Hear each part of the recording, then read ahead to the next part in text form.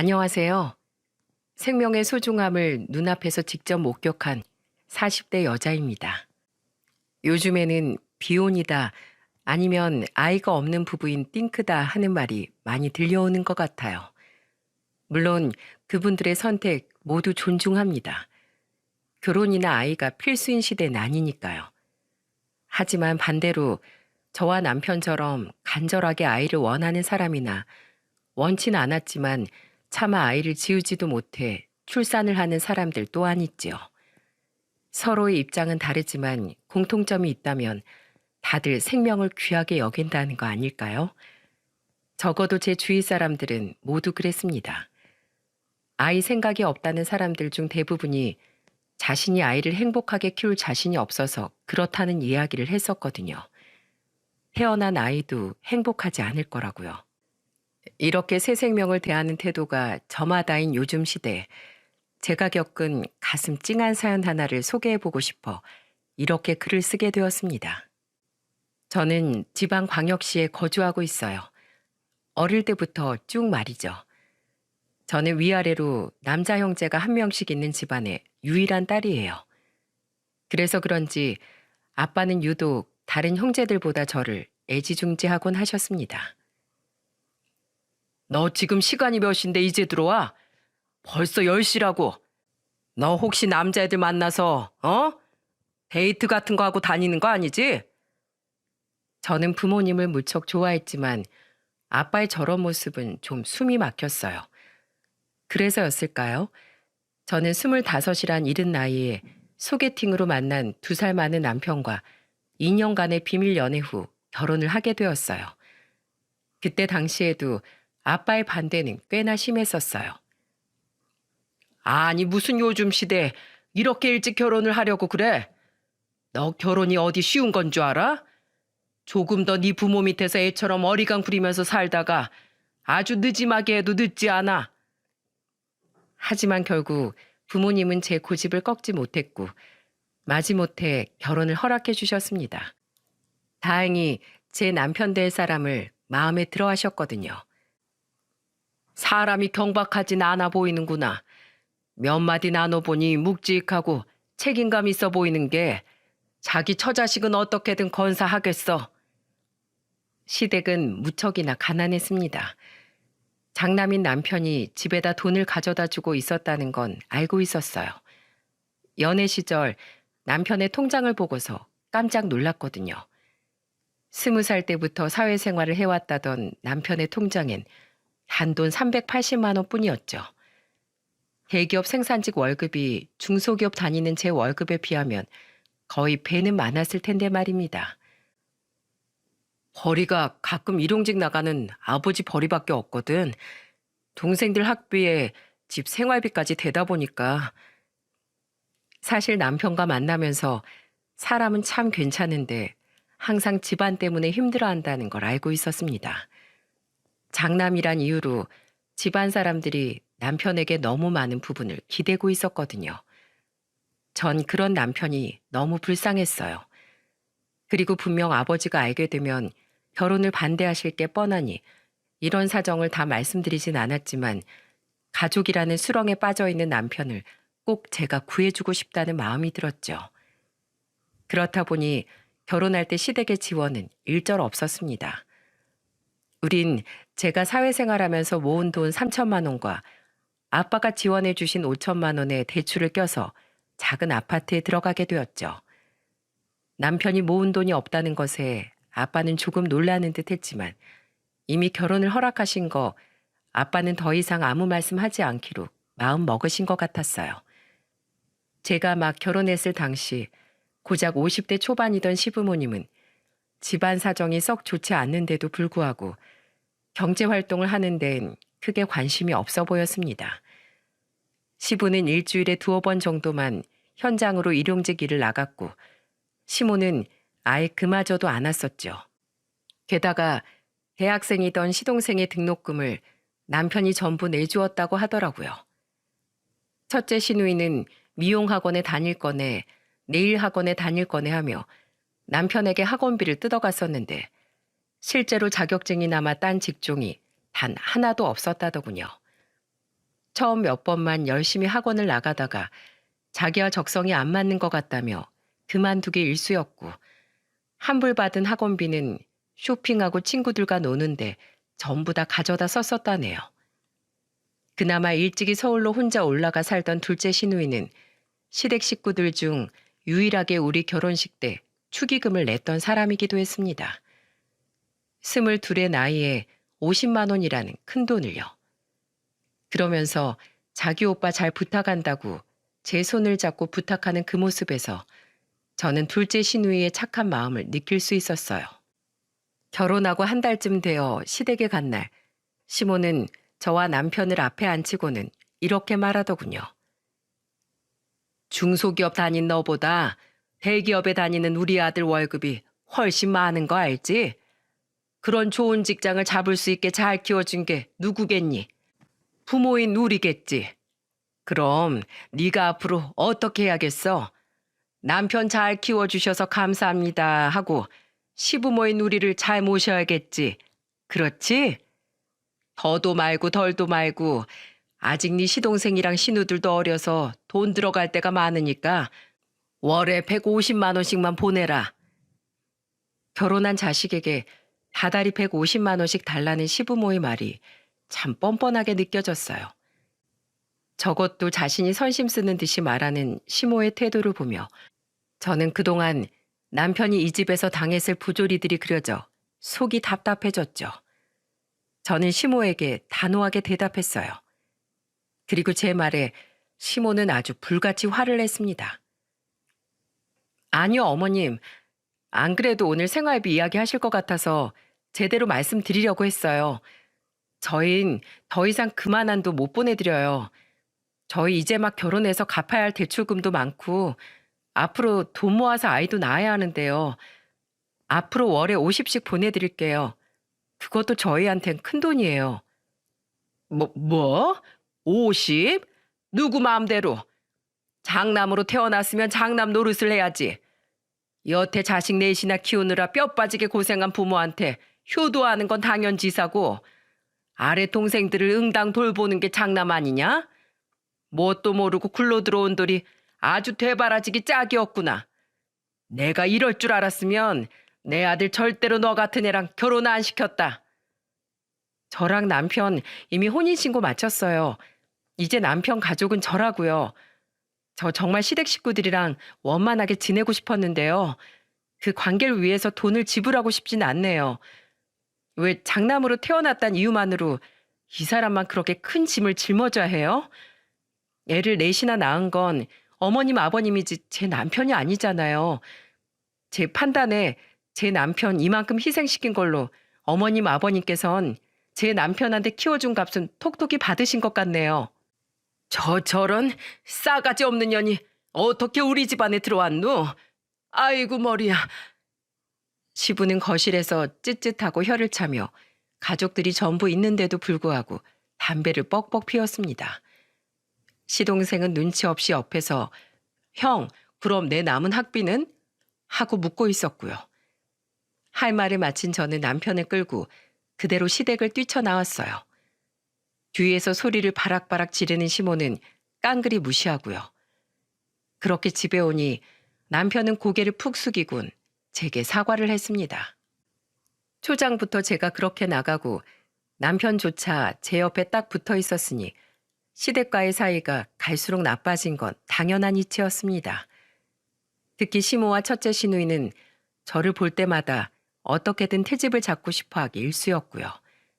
결혼한 지 2년 뒤 추석 전날 음식을 하러 시댁에 갔을 때였어요. 와, 새언니 명품 가방 들고 왔네요. 중소기업 일반 사원 월급으로 그런 거 가당키나 한가? 다 우리 오빠 돈이겠죠 뭐.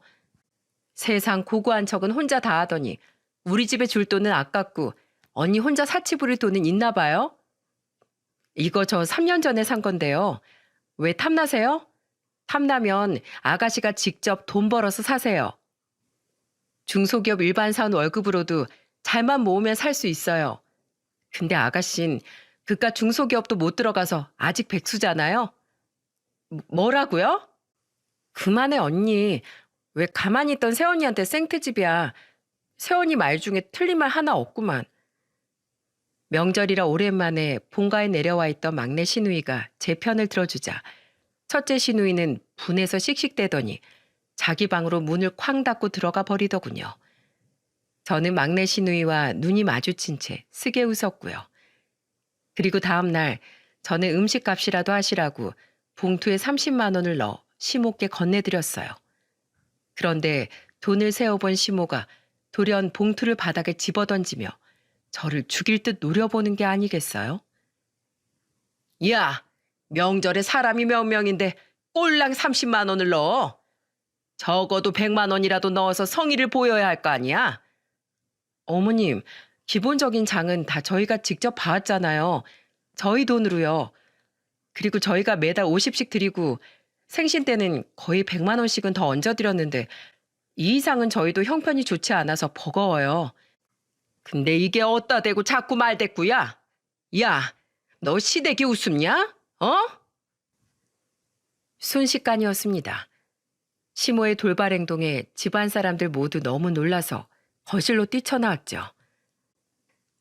엄마! 바로 시모가 분에 못 이겨 돈봉투로 제 뺨을 세차게 내리쳐버린 겁니다. 어안이 벙벙해서 어버버 하고 있는데 남편이 달려와 제 앞을 막아서며 소리쳤어요. 엄마, 도대체 왜 이래? 어? 이 사람이 뭘 그렇게 잘못했다고 이 사람만 보면 못 잡아먹어서 안달이냐고. 30만 원이 적어? 그럼 다시 줘. 가져갈게. 처가댁에선 어떻게든 우릴 도와주고 싶어서 갈 때마다 우리 돈 한 푼 못 내게 밥 사주시고 용돈 주시고 하는데 도대체 우리 집은 뭐야? 나한테 무슨 억하심정이 있어서. 나 이제 이 집 안 와. 절대로. 그렇게 우린 그대로 시댁을 나왔고 남편은 정말로 이후로 시댁의 발길을 끊었습니다. 시댁에 매달 보내던 50만 원의 용돈도 끊었고요. 시모가 몇 번이나 남편에게 전화를 했지만 남편은 이후 시모의 전화를 일절 받지 않더군요.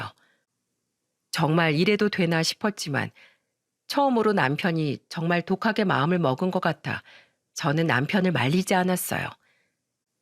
그리고 우린 막내 시누이하고만 가끔 연락을 주고받으며 지내게 되었죠. 하지만 시댁 문제 이외에도 우리 부부에게 또 한 가지의 고민이 있었습니다. 바로 아이가 영 생기지 않는다는 거였어요. 자연적으로 아이가 생기길 기다린 지 3년이 지나자 우리 부부는 산부인과를 다니기 시작했습니다. 그때 저는 원인 불명 난임이라는 판정을 받았죠. 하지만 아직 젊으니 열심히 노력해보자는 의사의 말에 저와 남편은 희망을 잃지 않고 갖은 노력을 하기 시작했어요. 처음엔 인공수정을 4번이나 시도했지만 장기간의 노력에도 결국 실패를 해버리고 말았죠. 이후엔 시험관까지 2번이나 실패했고요.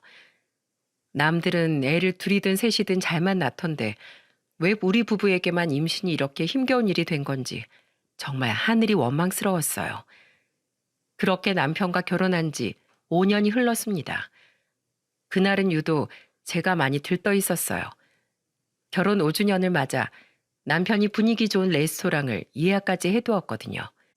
마침 금요일이라 다음날 출근 걱정도 없어 퇴근 후 오랜만에 남편과 분위기를 내며 술도 한잔하고 배가 터지도록 과식도 했던 좋은 날이었습니다. 그리고 소화도 시킬 겸 근처 공원을 걷고 있었어요. 그런데 너무 오랜만에 과식을 한 탓인지 자꾸만 배가 살살 아프더군요. 저는 남편에게 잠시 기다리라고 말한 후 얼른 공중 화장실로 뛰어들어가 볼일을 보았죠. 그런데 화장실에 들어올 때부터 자꾸만 제 옆칸에서 아기 울음소리가 들리더라고요. 처음엔 애엄마가 아기 기저귀라도 갈러 들어왔나 싶어 신경 쓰지 않았는데 볼일을 다 보고 화장실을 나오려다 생각을 해보니 뭔가 이상하더군요. 보통 애가 울면 아기 엄마가 울지 말라고 달래주지 않나요? 그런데 역한에서는 끊임없이 아기 울음소리만 들릴 뿐 아이 부모라고 여겨지는 그 어떤 사람의 목소리도 들리지 않았어요. 저기요, 혹시 무슨 일 있으세요? 혹시나 싶어 극한의 문을 두드려봤지만 여전히 아기 울음소리만 들릴 뿐 아무런 대답도 들리지 않더군요. 설마 귀신일까 싶어 무섭기도 하고 진짜 아기 울음소리라면 어쩌나 걱정도 되어 저는 밖에서 저를 기다리고 있던 남편에게 전화를 걸었어요. 여보, 여기 화장실 좀 와봐. 여기 문 닫힌 칸에서 자꾸 아기 울음소리가 들리는데 무슨 일이냐고 물어도 아무도 대답을 안 해. 사람이 쓰러졌든 뭐든 무슨 일이 생긴 것 같아. 놀란 남편은 곧바로 화장실로 달려왔습니다. 그리고 남편은 소리가 들리던 곳 옆칸의 변기를 밟고 올라갔어요. 그런데 이상했습니다. 올라가서 소리가 들리던 칸을 내려다보던 남편의 몸이 벼랑간 덜덜 떨리는 게 아니겠어요? 이게 뭐야? 왜? 무슨 일인데? 곧이어 정신을 차린 남편은 힘겹게 위로 올라가 옆칸으로 넘어가기 시작했습니다. 그리고 남편이 안에서 드디어 문을 열었을 때 저는 너무 놀라서 숨을 헉 하고 들이키고 말았어요.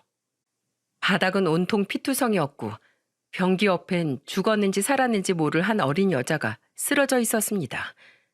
많이 봐야 20살 남짓한 얼굴이었죠.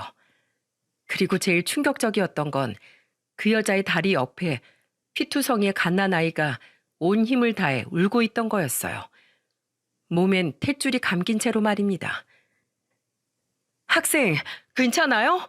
제발 일어나 보세요. 여보, 정신을 못 차려. 어떡해? 이 사람 여기서 아기를 낳았나 봐. 구급차 부를게, 여보. 아니야, 그럼 더 늦을 것 같아. 여기 바로 옆에 큰 병원 있잖아. 거기로 가자. 내가 이 사람 업을 테니까 당신은 옷으로 저 애 좀 감싸서 얼른 따라와. 알았지? 생전 처음 보는 광경에 몸이 얼어붙은 것도 잠시. 남편은 곧장 축 늘어진 그 여자를 들쳐매고 공원 옆 병원 응급실로 뛰기 시작했습니다. 저는 벌벌 떨리는 손으로 위에 입은 가디건을 벗어 아기를 조심스럽게 감싸 안고 남편의 뒤를 따랐고요. 혹시나 아기에게 무리가 갈까 차마 뛰지 못한 채로 말이죠. 우린 다급히 의사를 불러 그 여자애와 아기를 인계했고 발견 당시 상황을 급박하게 설명했어요. 여자애는 수중에 휴대폰도 가방도 아무것도 갖고 있지 않았습니다. 때문에 보호자를 부를 수도 없었죠. 저와 남편은 초조하게 그 여자의 응급처치가 끝날 때까지 앞에서 기다렸습니다. 그런 참혹한 현장을 직접 눈으로 목격했는데 차마 그 애를 혼자 두고 갈 수가 없었어요. 다행히 여자애는 탈진을 해 정신을 잃었던 것이라고 하네요. 여자의 생명에는 아무런 이상이 없었고 갓 태어난 아기는 병원의 도움으로 그 병원 산부인과 인큐베이터에 들어가 다행히 생명을 부지할 수 있게 되었죠. 당신은 먼저 집에 가 있어. 애가 깼을 때 낯선 사람이 둘이나 옆에 있으면 놀랄지도 몰라. 내가 옆에서 지키고 있을 테니까. 어?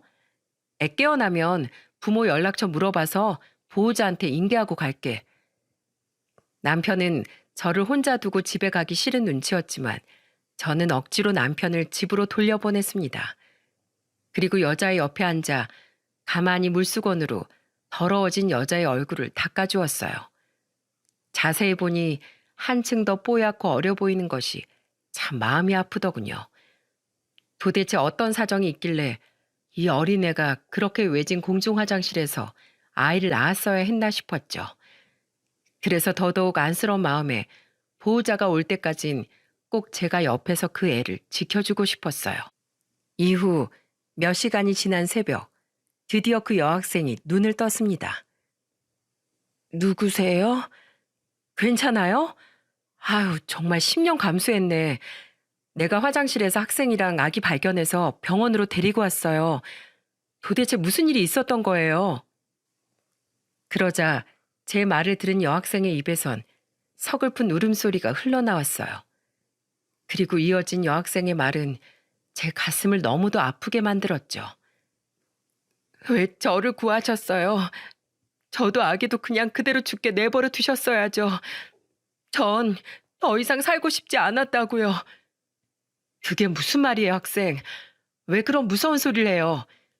무슨 사정인지 몰라도 소중한 생명을 일단 낳았으면 같이 어떻게든 잘 살아갈 생각부터 해야지. 우선 부모님 연락처부터 불러봐요. 내 휴대폰으로 전화드리게. 학생 휴대폰을 못 찾아서 부모님도 못 불렀어요. 부모님이 지금 얼마나 걱정을 하고 있겠어요. 하지만 제 말에 여학생의 표정은 돌연 무섭게 굳어버리더군요. 그리고 제 말에 대한 여학생의 대답을 듣는데 저는 너무도 깜짝 놀라고 말았어요. 저 가족 없어요. 네? 가족이 없다고요? 그 한마디를 툭 던진 여학생은 입을 꾹 다물고 제가 있던 곳 반대편으로 고개를 획 돌리더군요. 그 모습을 보아하니 정말로 가족이 없는 것 같지가 않았어요. 도리어 뭔가를 숨기는 듯한 태도였죠. 진짜 무슨 사정이 있어도 단단히 있는 것 같았습니다. 여학생은 다시 고개를 돌려 제게 물었어요. 아줌마 안 가세요? 가긴 어딜 가요. 이렇게 보호자도 없는 아픈 학생 놔두고. 제 애는 어딨어요? 병원에서 도와주셔서 지금 이 병원 산부인과 인큐베이터에 있어요. 제가 좀 전에 갔다 왔어요. 건강한 아들이래요. 왜요? 보고 싶어요? 제 말에 여학생은 다시 눈물을 또르르 흘리더군요. 그 모습이 너무 짠해 보여 저는 여학생의 손을 가만히 잡아주었어요. 도대체 아직 어린 학생한테 무슨 고된 사정이 있었길래 이럴까? 학생 이야기하기 싫으면 내 이야기나 해줄까요? 나는 결혼 5년 차인데 어떻게 가진 방법을 써도 아이가 안 생겼어요. 배에 주사 놓는 거? 처음에 아팠지. 그 뒤엔 나 자신이 엄마 될 자격도 없는 사람인가 싶어 죄책감에 고통도 느껴지지 않더라고요. 그리고 이건 내 남편도 모르는 일인데 나 너무 간절해서 무당한테도 갔었어요. 거기서 500만 원이나 하는 부적을 사왔었는데 결국 아무런 효과도 보지 못했죠. 돈은 돈대로 쓰고 상처는 상처대로 받고 그때 내 자신이 너무 한심스럽고 싫어서 나 얼마나 울었는지 몰라요. 근데 그렇게 간절했던 저와 다르게 학생은 임신도 하고 그 아기도 건강하게 낳았잖아요. 학생도 아기를 키우고 싶어서 어떻게든 낳은 거 아니에요? 맞아요. 제 이야기를 들은 여학생은 눈물을 후두둑 떨구며 고개를 끄덕였습니다. 저는 여학생의 눈물을 가만히 닦아주며 다시 물었죠. 그래요. 그러니까 이제 무슨 사정인지 나한테 말 좀 해봐요. 뭘 알아야 나도 학생을 도와주죠. 결국 여학생은 제게 마음을 열어주었는지 자신의 사정을 털어놓기 시작했습니다.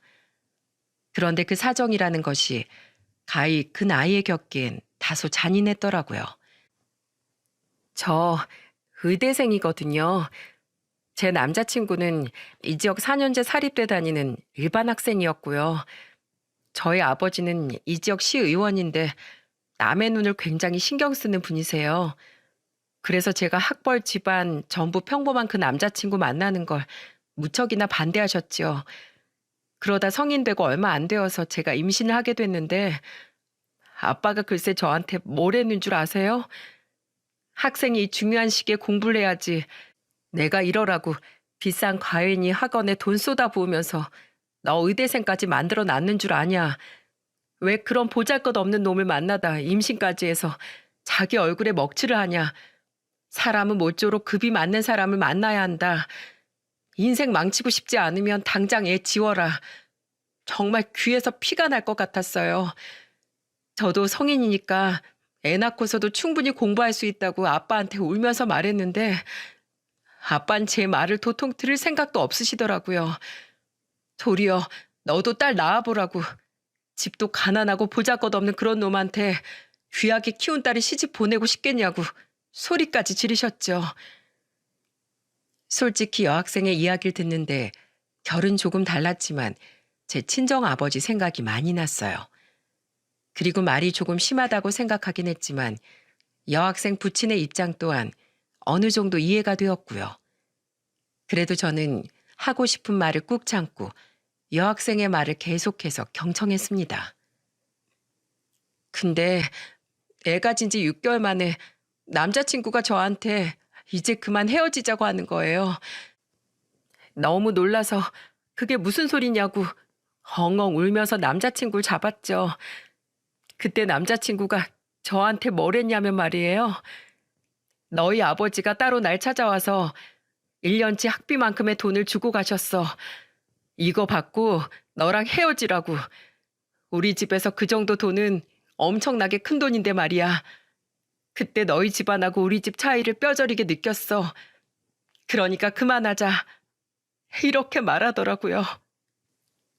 너무 충격받고 화가 나서 부모님이 잠든 사이에 저 그 집에서 도망쳤어요. 하다 그깟 돈 좀 있다고 그걸로 사람을 깔아뭉갠 아빠를 더 이상 보고 싶지 않았거든요.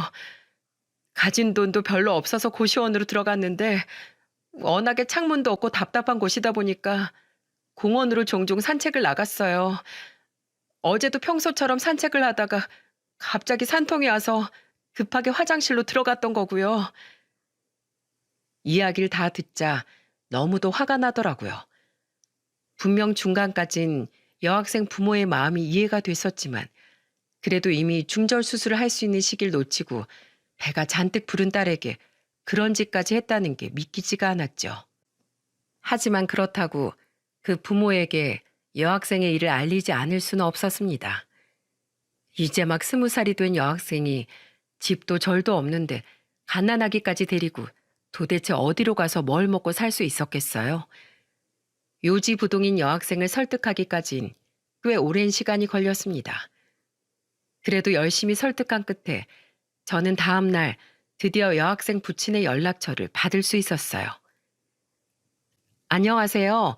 김서영 씨 아버님 되시나요? 네, 그런데요. 다름이 아니고 김서영 씨가 어제 출산을 했는데 보호자가 없어서 제가 지금 병원에서 보살피고 있어요. 빨리 와보셔야 할 것 같아요. 그리고 여학생의 아버지는 제가 전화한 지 1시간도 채 지나기 전에 병원으로 달려왔습니다. 아마 일을 하다 온 건지 멀끔한 정장 차림으로요. 다급히 딸을 찾는 그 사람의 얼굴은 여학생에게 들은 것처럼 고약해 보이지 않았어요. 도리어 오랫동안 딸을 찾아 헤맨 사람이었던 것처럼 거의 울 듯한 표정이었죠. 서영아, 이게 다 무슨 일이야? 이거사, 배가 남사만한 것이 그렇게 휴대폰까지 두고 나가버리면 어떡해? 네 부모 속 타들어가다 못해 죽일 작정이야? 어디 몸은 괜찮아? 아픈 데는 없고? 아기는 무사하니? 그런 자기 아빠에게서 고개를 획 하고 돌린 여학생 대신 옆에 서 있던 제가 대답했어요. 다행히 서영 학생 몸은 건강하다고 하고요. 아기는 병원 측에서 배려해줘서 인큐베이터에 있어요. 아들인데 다행히 좀 미숙아로 태어난 것 빼곤 크게 문제는 없다네요. 운이 좋았죠. 부모 반대에 못 이겨 집 나온 여학생이 공중 화장실에서 애를 낳은 것 치고는요. 뭐라고요? 공중 화장실이요? 그때까진 제 마음에 여학생의 아버지에 대한 분노가 남아있던 터라 곱게 말이 나가진 않더라고요. 무척이나 놀란 여학생 아버지에게 저는 팔짱을 끼고 퉁명스럽게 말을 이었어요.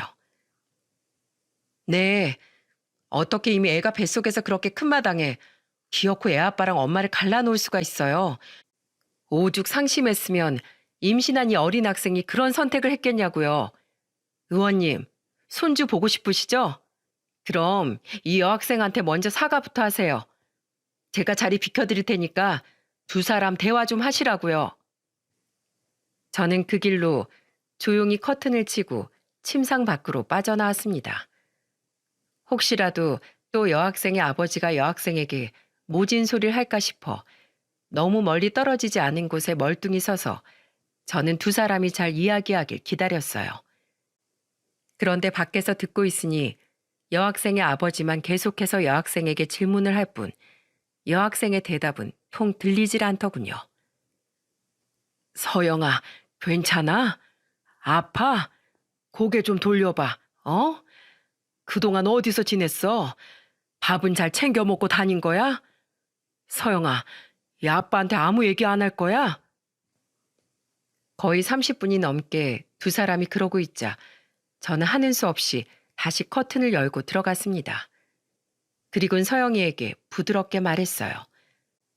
제 말에 여학생은 눈물을 흘리더니 천천히 입을 열더군요. 서영아, 그렇게 있지 말고 너도 하고 싶은 말 해. 너도 아버지한테 할 말 많잖아. 이 아줌마가 옆에 있어줄게. 어? 아빠, 어떻게 돈으로 사람을 매수할 수가 있어? 돈이 많으면 그렇게 사람 깔봐도 되는 거야?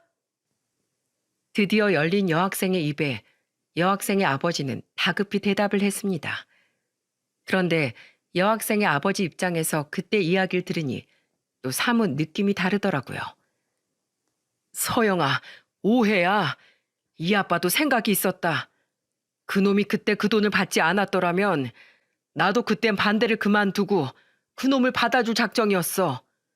근데 그놈 봐라. 그놈이 너한테 뭐라고 이야기했는지 모르지만 그때 그놈은 내가 들어있는 돈 액수를 말해주니까 입이 귀에 걸려서 좋다고 받아가더라. 당장 너랑 헤어지겠대.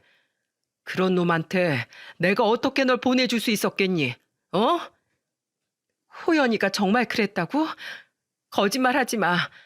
그럼 왜 그때 나한테 그렇게 얘기를 안 해줬는데? 아빠가 그렇게 말해줬으면 나도 걔한테 어느 정도 정을 뗄 순 있었을 거 아니야. 내가 어떻게 그러니?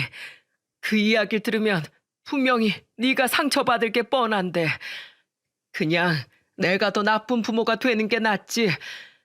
아빠도 너처럼 불타는 청춘일 때가 있었고 사랑에 목맬 때도 있었어. 근데 서영아, 아빠가 너보다 먼저 길게 살아보니까 삶이라는 게 그리 녹록지 않더라.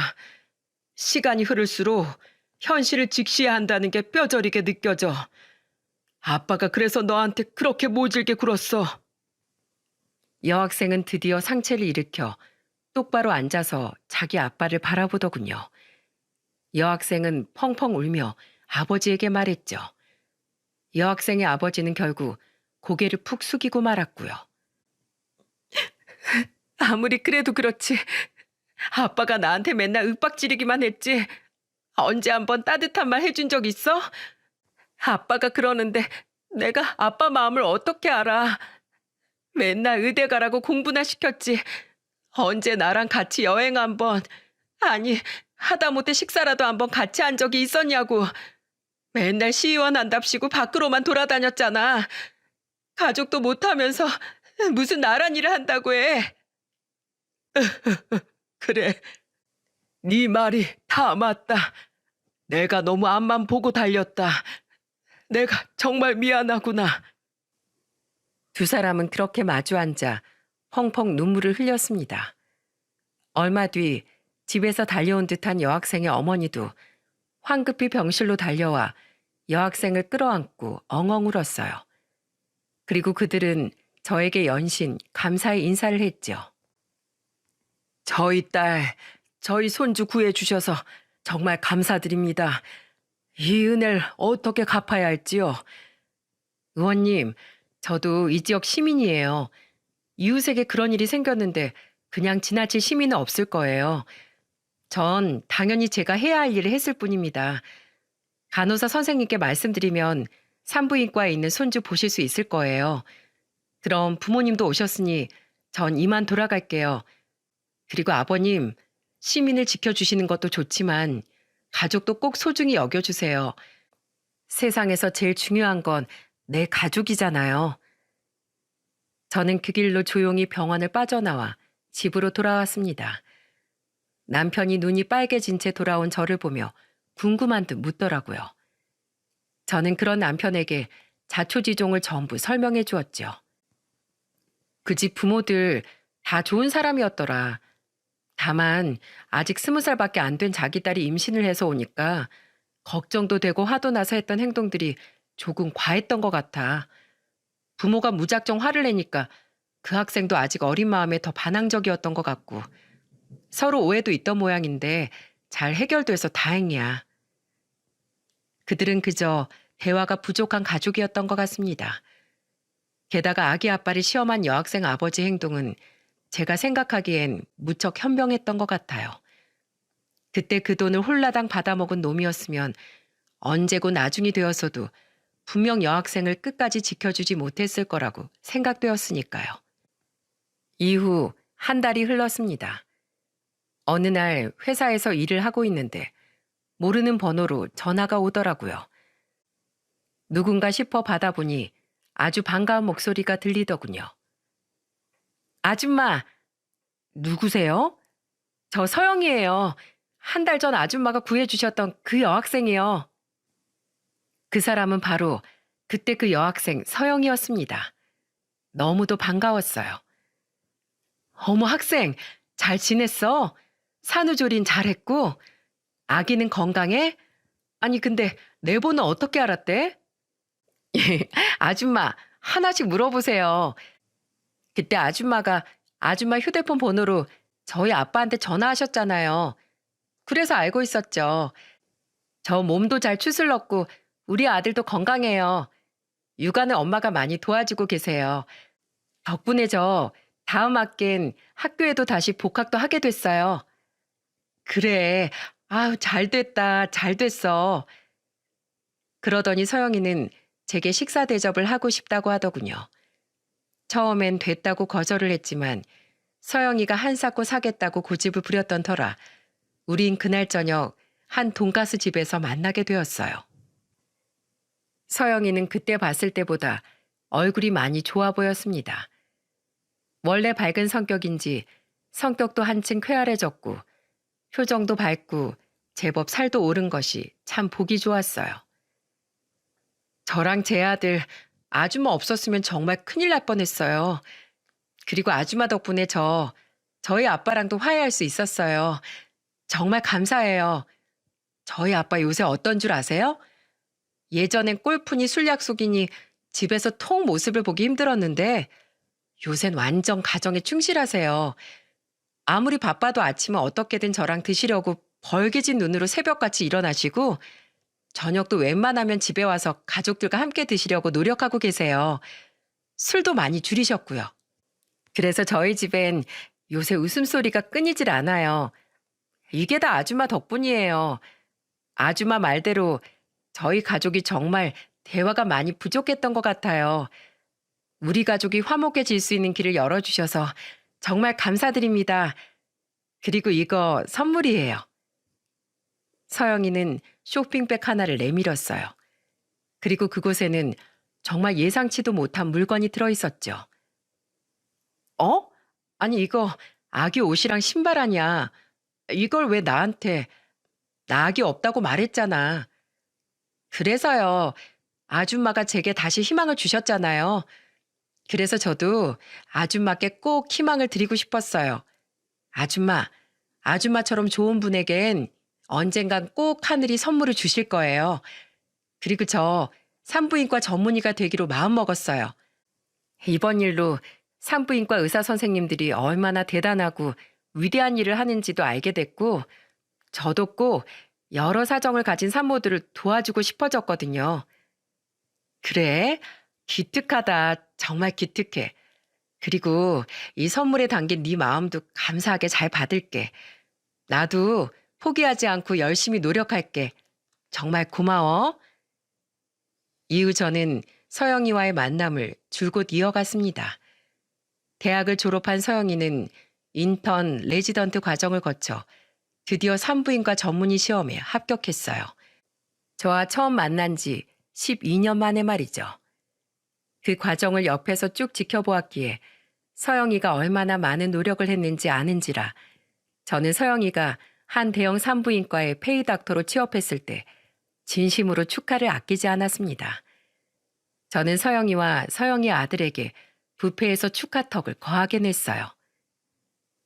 축하해, 김서영. 고마워요, 아줌마. 기태 너도 얼른 아줌마 감사합니다 해. 감사합니다, 아줌마. 정말 아줌마 아니었으면 제가 전문의는커녕 우리 아들이랑 같이 이 자리에 앉아있지도 못했을 거라고 생각하면 등골이 오싹해요. 병원 일도 좋지만 저 요새 정말 기태 잘하는 거 바라보는 낙으로 산다니까요. 저는 서영이의 말에 쓰게 웃었어요. 왜냐하면 어느덧 42살이 된 전 결국 임신에 성공하지 못했거든요. 그런 제 마음을 눈치챘는지 서영이는 제 손을 잡으며 이렇게 말하더군요. 아줌마, 아직 포기하지 않았다면 제가 앞으로 나갈 산부인과에 다녀보시는 건 어때요? 저 대학병원 다닐 때 교수님들 뒤에서 정말 많이 배웠거든요. 시험관 시술에 대해서 엄청 많이 여쭤보기도 했고요. 하지만 내 나이가 이미 40이 넘었는데 그래도요. 40 초반에 임신에 성공하는 산모들도 생각보다 꽤 돼요. 아줌마, 저 믿고 마지막이다 생각하고 한 번만요. 네? 서영이의 설득 끝에 저는 마지막으로 용기를 내어보기로 했어요. 그 다음 주부터 저는 서영이에게 다시 산부인과 진료를 받기 시작했습니다. 솔직히 큰 기대를 하진 않았어요. 이미 10여 년간 실패를 했던 이력이 있었으니까요. 하지만 서영이는 정말로 제게 지극정성이었습니다. 그저 병원에 진료를 갈 때에만 국한되지 않고 시시때때로 제게 전화를 걸어 제 몸 상태를 확인해 주었어요. 그러다 길이 막힐 때면 대학병원 교수님께 전화해 자문을 구하기도 했고요. 그런 서영이의 노력 덕분이었을까요? 마지막이라고 생각하고 최선을 다한 시험관 시도에서 저와 남편은 3번째 시도 만에 드디어 임신에 성공하게 되었어요. 정말이야, 서영아? 네. 그래도 아줌마 나이도 있기도 하고 어렵게 성공한 만큼 안정적으로 아기가 자리 잡을 때까진 무조건 안정, 또 안정이에요. 아셨죠? 저는 그 길로 남편과 상의 후 곧장 회사를 그만두었습니다. 이후엔 거의 집 침대에 누워서만 생활을 했던 것 같아요. 안정기에 접어든 이후엔 너무 누워만 있는 건 오히려 좋지 않다는 서영이의 말에 이후엔 조금씩 산책을 나가기도 했었지만은요. 그렇게 2년이라는 시간이 흘렀습니다. 제 딸은 벌써 돌이 훌쩍 지났어요. 남편은 일만 끝나면 집으로 달려와 딸 옆에서 떨어질 줄을 모릅니다. 아직도 딸이 우리 곁으로 찾아와 준 게 믿기지 않는다며 남편은 가끔 딸의 얼굴을 보고 눈물을 흘리기까지 해요. 그리고 저 또한 막상 딸을 낳아보니 일전에 저희 아빠나 서영이의 아버지가 왜 그렇게 딸을 애지중지 과보하려고 했었는지 알 것 같더라고요. 제 남편은 벌써부터 우리 딸이 다 커서 결혼할 생각만 하면 눈물부터 난다는데 저는 그 말이 웃겨서 그만 웃고 말았죠. 지금은 가족을 더 소중히 하고 싶다며 국회의원을 그만두고 사업을 시작하신 서영이 아버지는 제 딸의 첫 돌 때 500만 원이라는 축의금과 금반지를 보내셨어요. 처음엔 너무 부담스러운 마음에 거절하려고 했는데 서영이가 제게 이러더군요. 아빠가 절대 돌려받아오지 말래요. 자기 자식과 손자 둘을 다 살려준 사람에게 이 정도는 아무것도 아니라고요. 대신 다음에 아줌마랑 같이 식사나 한번 하자세요. 감사해라. 알겠어. 그럼 잘 받을게. 근데 서영이 너 언제까지 나한테 아줌마라고 할 거야? 그냥 언니라고 해. 내가 너무 나이 들어 보이잖아. 이후 서영이는 한동안 어색해하더니 언제부턴가 정말로 제게 언니라고 부르더라고요. 10살 차이인데 언니는 좀 너무했나 싶긴 하지만 그래도 전 정말 10년이 넘게 서영이를 제 동생처럼 생각했으니 아줌마보단 언니라는 호칭이 좋네요.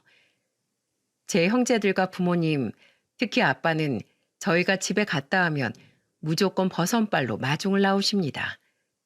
하나 조금 서운한 게 있다면 말이죠. 이제 아빠가 그렇게 애지중지하던 저보다 제 딸을 더 반기신다는 거예요. 아구구, 우리 채린이 왔어요? 할부지 해봐, 어? 야 상이야, 너 오늘 나랑 채린이 사진 좀 많이 찍어줘라. 그래야 채린이 다시 만나기 전까지 그 사진들 보면서 버틸 것 아니냐. 결혼한 오빠나 남동생은 각각 아들을 한 명씩 낳았거든요. 그러다 보니 딸을 좋아하시던 아빠는 제 딸이 그렇게 예쁠 수가 없는 모양이더군요. 그리고 딸의 돌이 조금 지났을 때 저는 남편에게 진지하게 이야기를 했습니다. 당신네 부모님 정말 영영 안 볼 거야? 연락 한번 드려. 손주가 생겼다는 사실 정도는 알고 계셔야 하잖아. 남편은 머뭇거리더니 그날 저녁 시모에게 전화를 하더군요. 그렇게 아주 오랜만에 방문하게 된 시댁의 모습은 이전과 많이 변해 있었습니다. 시모와 시부의 머리엔 어느새 흰머리가 제법 많이 생겼더라고요. 주름도 많이 늘고 나이가 들어 몸도 많이 왜소해진 것이 그저 고약하게만 보였던 이전과는 다른 느낌을 주더군요. 네 남동생은 결혼해서 서울 가서 살고 첫째 여동생은 결혼한 지 3년 만에 애 없이 이혼해서 지금 그쪽 지방에서 혼자 산다. 막내는 너희랑 연락하고 지낸다며? 네, 둘째 아가씨 작년에 개인 커피숍 차렸다고 하더라고요. 걘 아직도 결혼 생각 없대니? 물어봤는데 아가씨는 혼자가 좋다고 하시네요. 시동생은 서울에서 처가살이를 하고 있다고 합니다. 처가 돈을 끌어다 사업을 시작했는데 워낙에 준비 없이 시작한 일이라 금세 말아먹었다고 하네요. 살던 집까지 날리고 말이죠. 첫째 시누이는 이혼 후 시부모 집에 내려와 돈만 축내며 먹고 자고 하다가 보다 못한 시모가 쫓아냈고요. 걘 언제 철이 들런지. 얘가 체린이냐? 내가 한번 안아봐도 되겠어? 저는 머뭇거리다 딸을 시모에게 넘겨주었고 시모는 칭얼거리는 제 딸을 조심히 안아들고는 가만히 얼굴을 들여다보시더라고요. 그리고는 딱 한마디를 하시는데 왜인지 그 말이 너무도 뭉클했습니다. 너희 얼굴이 딱 반반씩 섞인 게 예쁘구나. 그동안 마음고생 많았다. 이후 저와 남편은 다시 시댁과 왕래를 시작했습니다. 묵혀온 세월이 있어 아직 자주 찾아뵙지 못하지만 확실히 나이가 들어선지 시부모님은 이전과 많이 달라지셨더군요. 이대로 조금씩 시간이 흐른다면 시부모님과도 원만한 사이로 남을 수 있을 것 같아 언젠가 다가올 그날을 손꼽아 기다리는 중이랍니다. 여러분, 인과관계라는 게 참 신기한 것 같아요. 제가 과연 20살이었던 서영이를 그냥 병원에 내버려 두고 나왔다면 지금 제 곁에 우리 딸아이가 찾아올 수 있었을까요? 아니, 그 전에 제가 남편과 공원을 산책하지 않았다면요? 남편이 그때 결혼 5주년 기념으로 레스토랑을 예약하지 않았다면 말입니다. 아마 서영이와 서영이의 아들 또한 이 세상에 없을 수도 있었겠네요. 서영이의 부모님 또한 자식과 손주를 잃었을 테고요. 그래서 저는 요즘 더욱 세상을 선하게 살아가려 노력하고 있습니다. 사람의 선의가 몇 사람의 인생을 바꿀 수 있는지 몸소 그 기적을 체험해 봤으니까요. 그러니 여러분도 저처럼 어려움에 처한 사람들을 못 본 척 하지 마시고 꼭 선의를 베풀어 보세요. 그렇다면 여러분의 선한 영향력이 언젠간 세상을 돌고 돌아 여러분께 기적으로 돌아올지도 모르니까요. 그럼 제 긴 사연 들어주신 여러분께 감사의 말씀을 드리며 이만 사연을 마치겠습니다.